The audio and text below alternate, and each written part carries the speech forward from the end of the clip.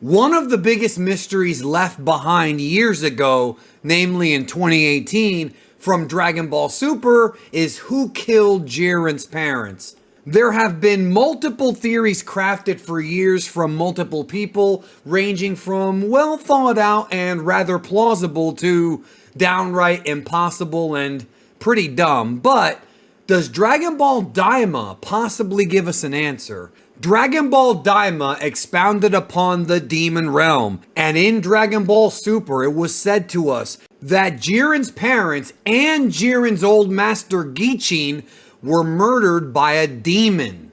Now, when that was first stated, I think a lot of us, specifically me, thought it would just be a hyperbole statement. You know what I mean? Basically just the word demon being used as a substitute for a bad person. But were they talking about a literal demon from the demon realm? I'm going deep into this Dragon Ball mystery, so stay tuned.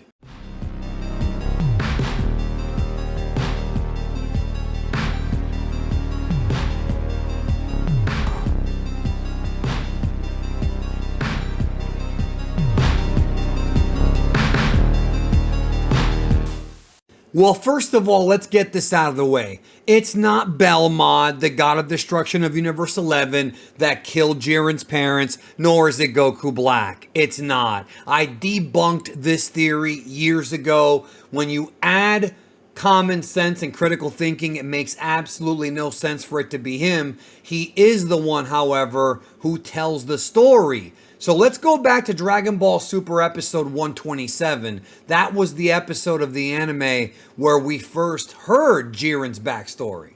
Now, it states in the anime version that Jiren's parents were killed by an evildoer, and he was rescued by a great warrior who would become his mentor. As Jiren grew stronger, he started to gain new companions, but that same evildoer would make his return. And while Jiren fought hard against him, it wasn't enough. And one by one, this evildoer killed Jiren's companions.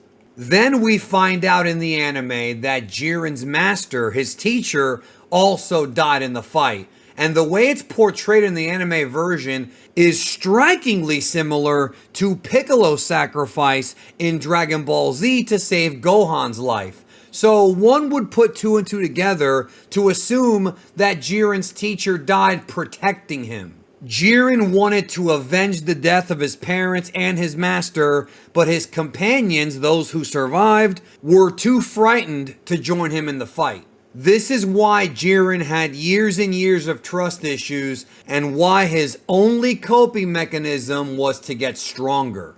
At some point in the future, Jiren was surrounded by new companions, the Pride Troopers, and they would remain at his side until we saw him in Dragon Ball Super. Now, that's the anime. The manga version of this story adds a different layer of context. We are given two new bits of information in the manga that weren't in the anime. And remember, although the manga was written month by Toyotaro, Toriyama was the one that provided the base manuscript for the story. So we find out that the master in question is named Gichin.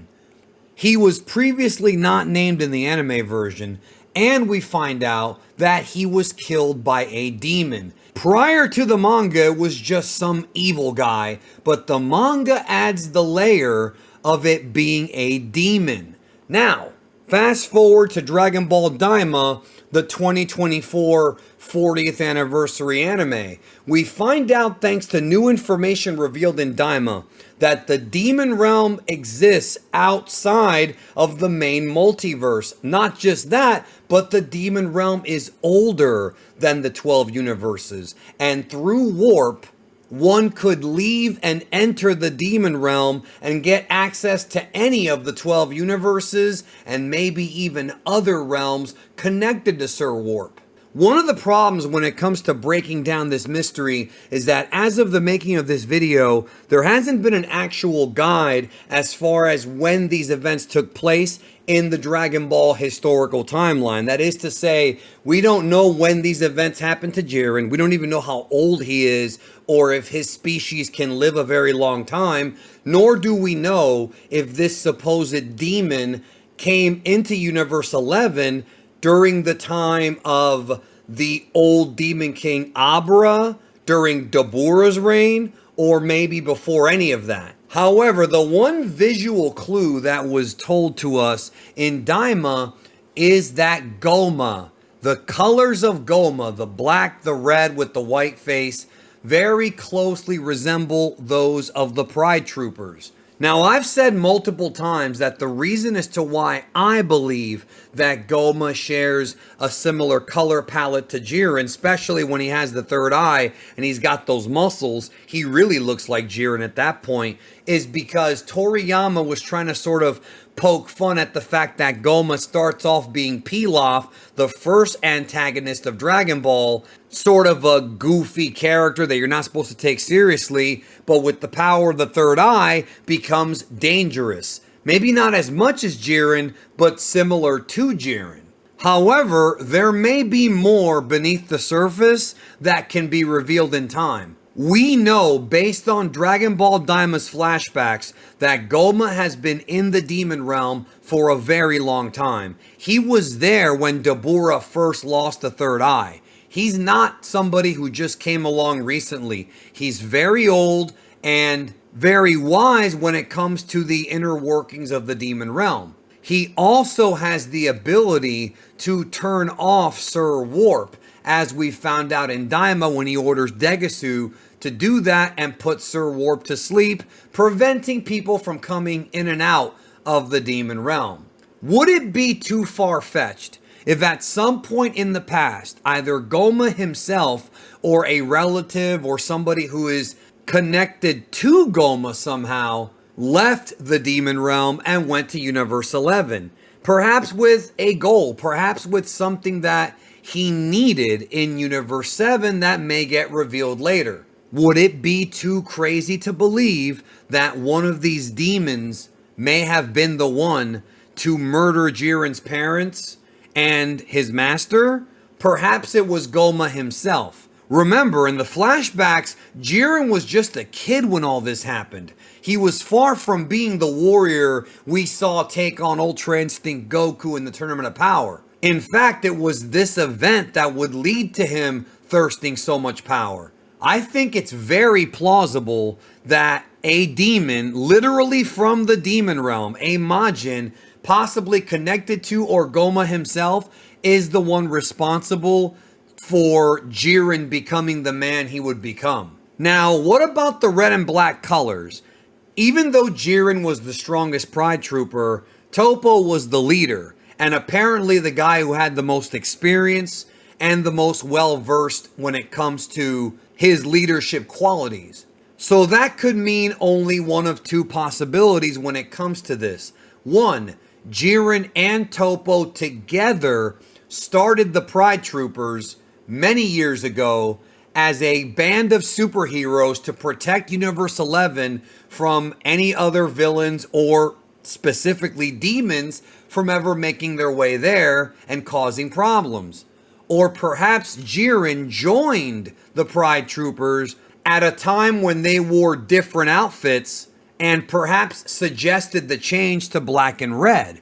Why would he do that? Well, it's very simple. Jiren was so traumatized by seeing this demon kill his loved ones that he wanted to wear the same color palette that this demon wore as a constant reminder, a motivational tool for Jiren to use to never forget the absolute pain and sorrow that this demon caused Jiren when he was a child. Basically, Jiren would be taking the worst moment of his life, the worst thing to ever happen to him, and turning it into a strength, a motivator, a way for him to remember that it's always worth training, always worth doing the best that you can to become the strongest you can become, because you never know when your loved ones or somebody else's loved ones may be in danger of being killed by some evil bastard.